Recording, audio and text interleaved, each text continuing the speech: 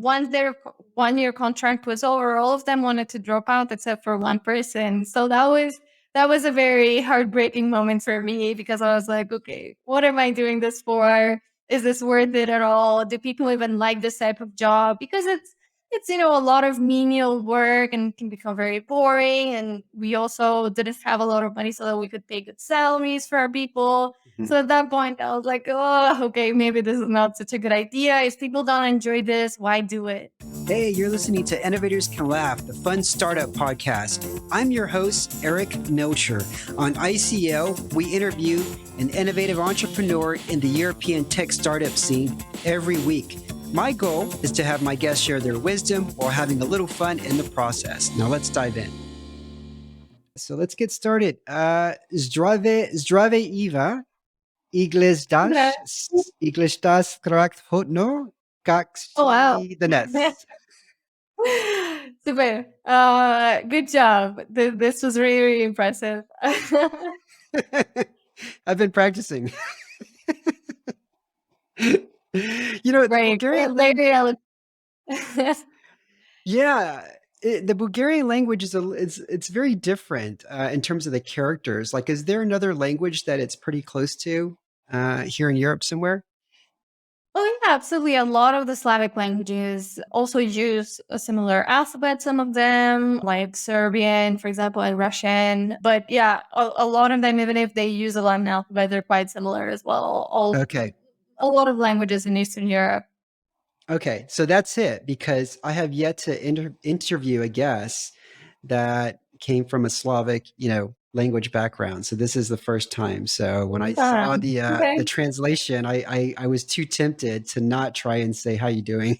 How are you?" Okay, so let's get started, Eva. I recently read that Google has fired an engineer over breaching its confidentiality agreement after he made a claim that the tech giant's conversation artificial intelligence is sentient because it has feelings, emotions, and subjective experiences. What are your thoughts on this?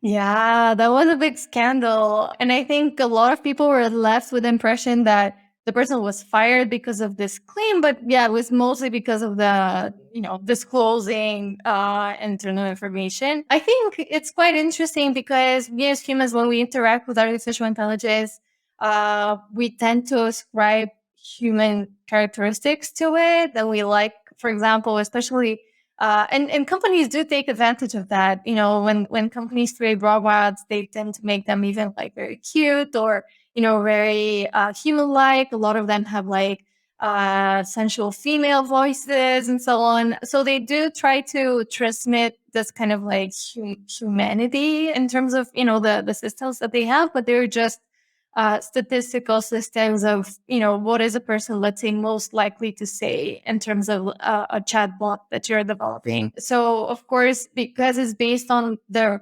responses and the iterations and the utterances of so many people, in the end, it does end up sounding like an actual person, but it's just an amalgam of all of the different utterances that you've trained the system on. So in a sense, it isn't like an actual person, but it's just a copy or a combination of all the thousands of people who've contributed to the system. God, it's becoming so real. Like, every year I feel like AI is becoming so much entrenched in our lives. What are some misconceptions and stereotypes that people have around AI that you come across?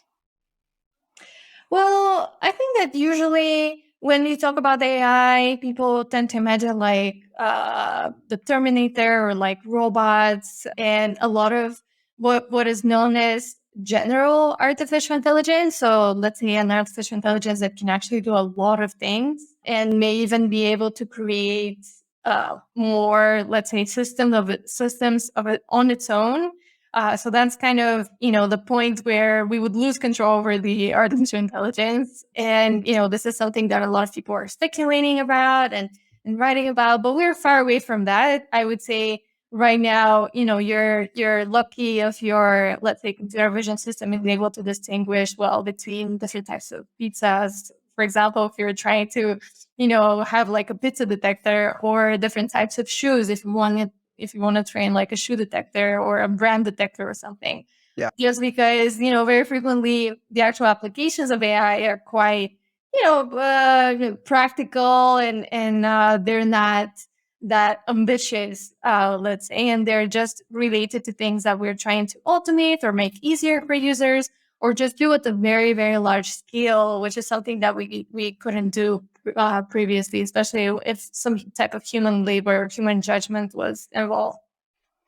Okay. Now, getting prepared for this interview and researching you and your work, I came across two words that I was unfamiliar with. The first one was Foxomation, and the second one was ghost work. And I think they're roughly the same thing, right?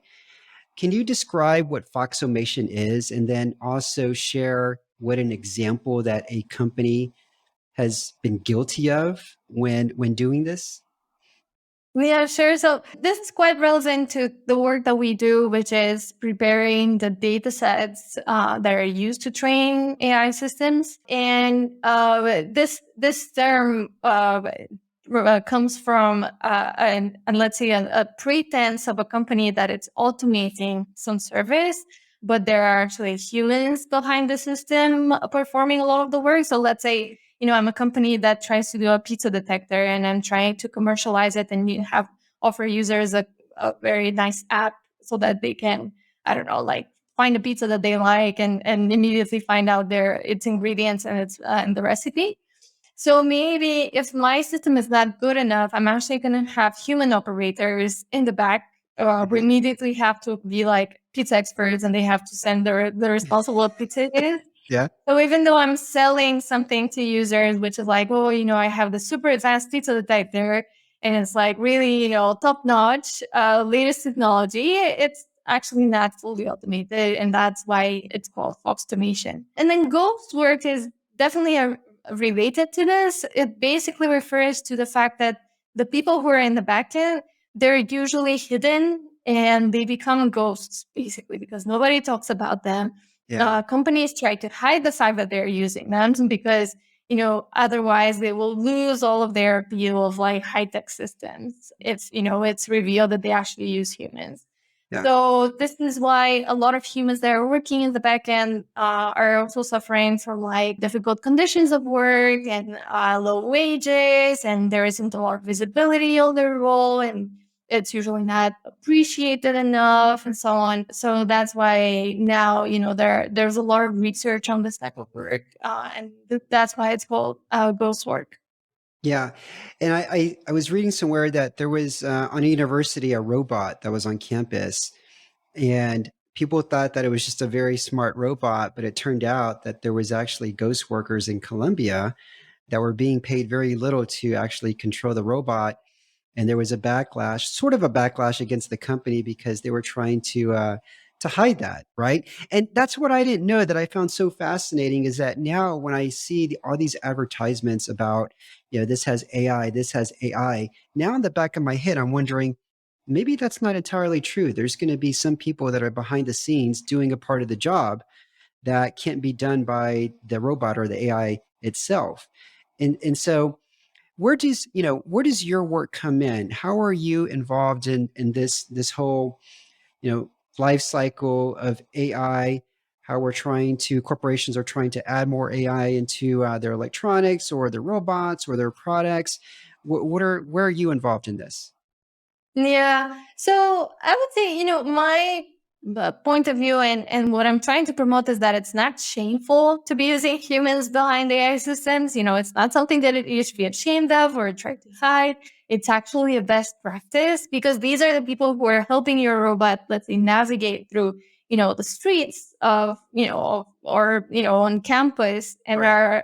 are enabling it to actually perform very complicated tasks and to take decisions whenever it's not sure where to go or whether it can cross this type of like, I don't know, grassland or whatever it is. So the real world or the human world is quite messy, and a lot of unexpected things can happen. And if you don't have a human to actually guide you in certain decision making points, your AI is just not going to work. It's not going to know what to do. Let's say if there is I don't know, a celebration on campus and suddenly, everything, the streets are busy and your robot doesn't know what to do and so on. Then if a human operator can take the lead and actually guide it, that data can also be used afterwards to train the AI system so that it becomes better and better with this additional human input.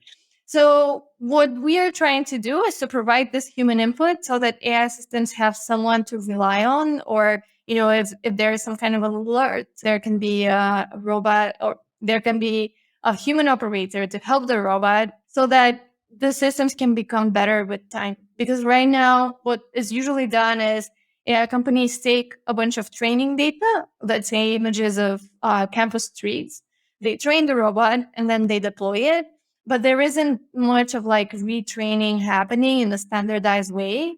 So what we're trying to do is convince companies, hey, it's a good idea to keep using humans so they can keep helping your robot. Maybe it's going to start learning and it's going to become better and better. But it's still good to have a human somewhere there being available for the system so that, it can keep improving over time and it can also know what to do in weird situations. Yeah. Yeah. Can you share a story of a person that you've helped and either get them a job or immerse them with a company to assist them with their AI and their robots? Yeah, sure. So our entire model is based on providing work to underrepresented and underprivileged groups. So we're training people to become humans in the loop, or this type of human operators. Even if they don't have a lot of skills, even if they don't speak very good English, it's quite an easy job. Usually, just to mark pizzas based on their ingredients, or to help navigate, okay, where is the street, where is the sidewalk, and so on. And it's someone anyone can do. So we're in this, we're really seeing a great opportunity. And I'm very proud. For example, there is one girl that we're working with here in Bulgaria, and she was actually asking a lot of questions like, what's going to happen with this AI system, as I'm working with it? Is it going to learn? Is it going to need me in the future? Maybe it's going to learn so well, all of the things that I'm showing to it, that it's not going to need me in the future and I'm going to lose my job.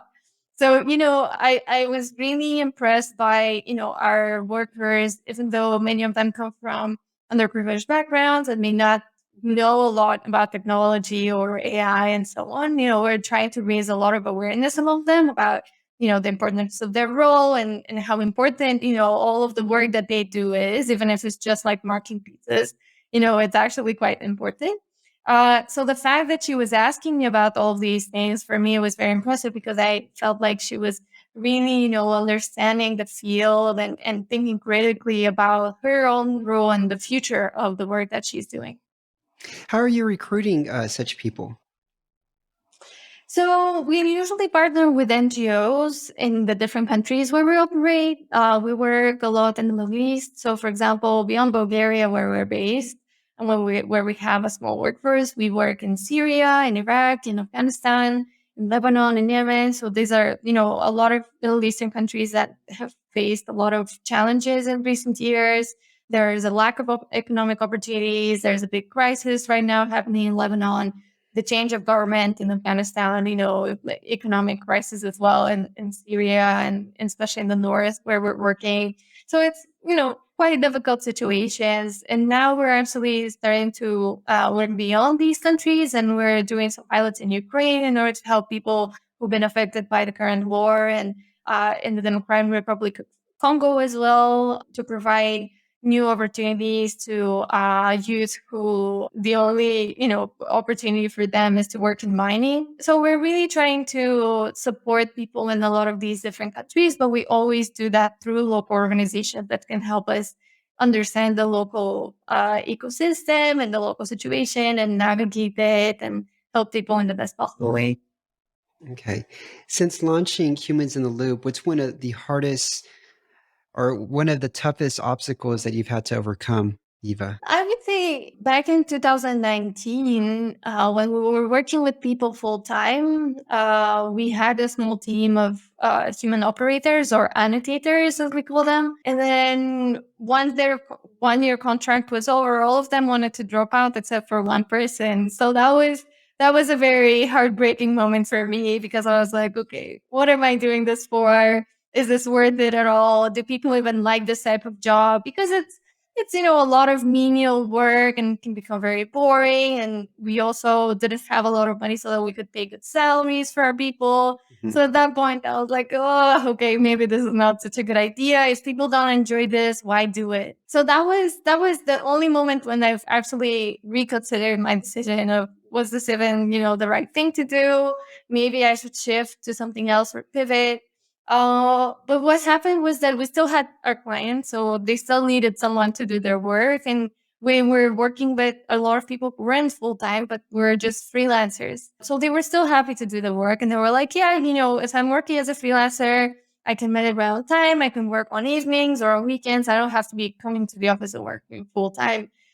So that was before the pandemic. But even, before the pandemic, we decided, okay, let's shift to a fully remote and freelance type of work so that all of our people can enjoy this type of freedom and flexibility. So yeah, this is how it went. And in the end, this has been the model that we've been following ever since. So happy end. Yeah. The whole story developed in a positive way. Yeah. But yeah, I think this was one of the most difficult moments for me. Yeah, I can imagine because you think that you're giving somebody, employment, an opportunity, a sense of just being able to contribute to something, and then you find out I don't like this anymore. And you're like, where did I go wrong? Okay, well, that's cool that you were able to pivot and find a solution for that.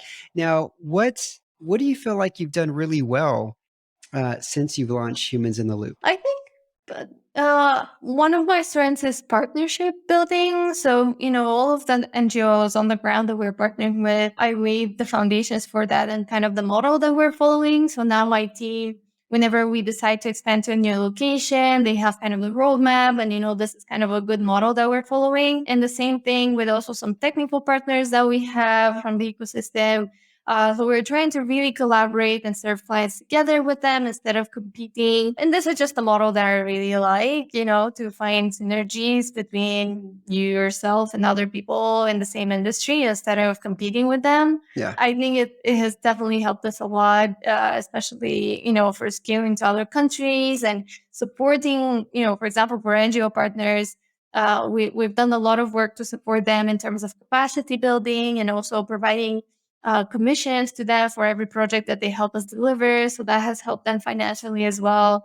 So I think it has definitely been a win-win situation. And I really like it when it happens like this. Yeah, no, I'm like you. I love partnerships, whether it's just connecting individuals who I think would be interested in learning more about each other and finding synergies, or whether it's companies itself. So I'm with you on that. What are you reading lately that has blown your mind or changed your perspective around AI? If there's a piece of media. Mm.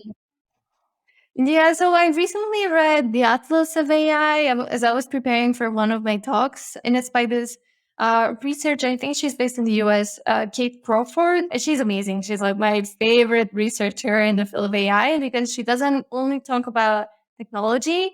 In fact, she doesn't talk about technology at all, almost. She mainly talks about society. And, she takes kind of this anthropological approach where she really explores the impact of AI on different, communities in terms of how AI is produced, the people who are behind it, for example, this human element, but also where is the hardware for it assembled and where all of the elements and minerals are required for these systems extracted from. What is the impact of AI on, particular industries and so on. So that really blew my mind because I really appreciated her wide overview of the impact of artificial intelligence systems on our lives up to the debris that we're putting into space.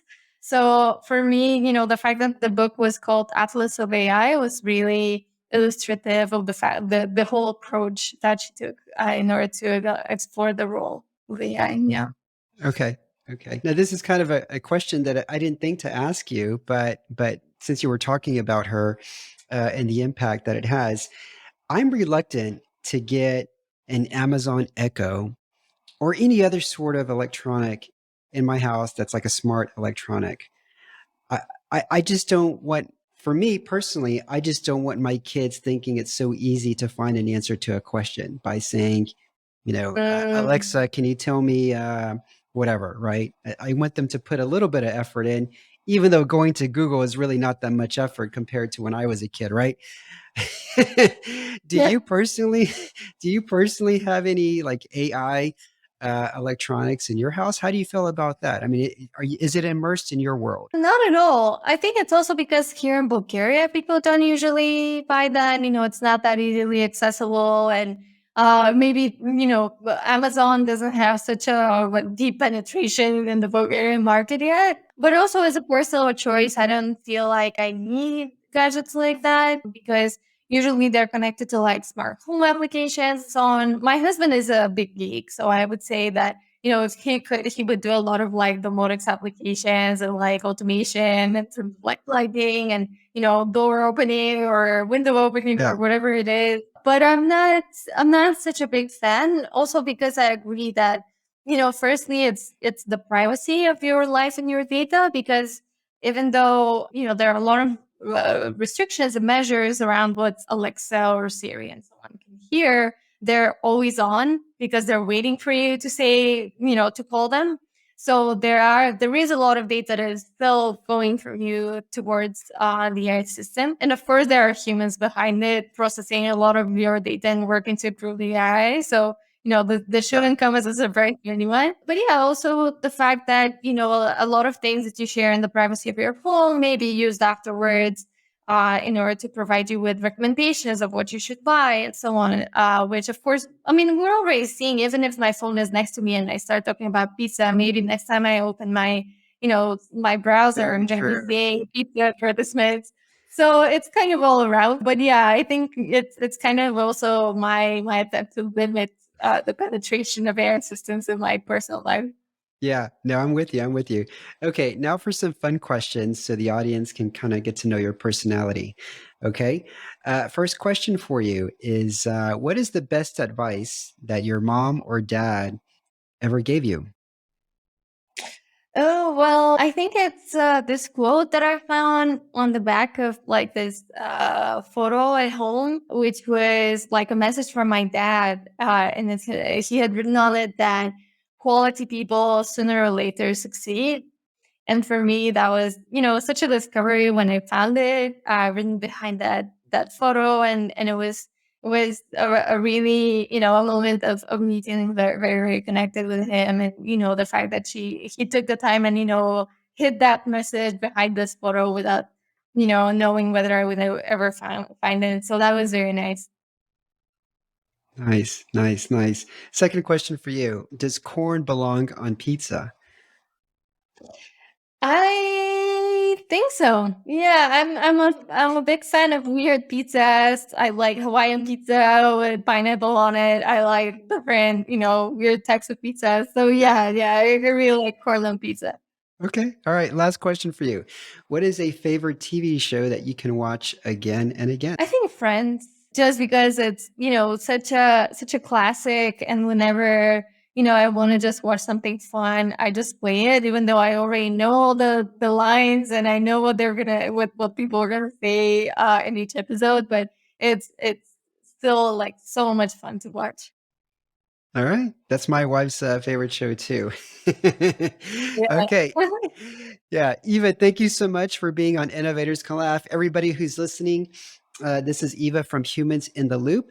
If you enjoy this, feel free to tell others about it. Feel free to give us a review. Eva, thank you so much for being on the show. This was a pleasure. Thank you so much. Thanks for listening to the show. If you enjoyed it, I'd really appreciate it if you could give us a review and star rating.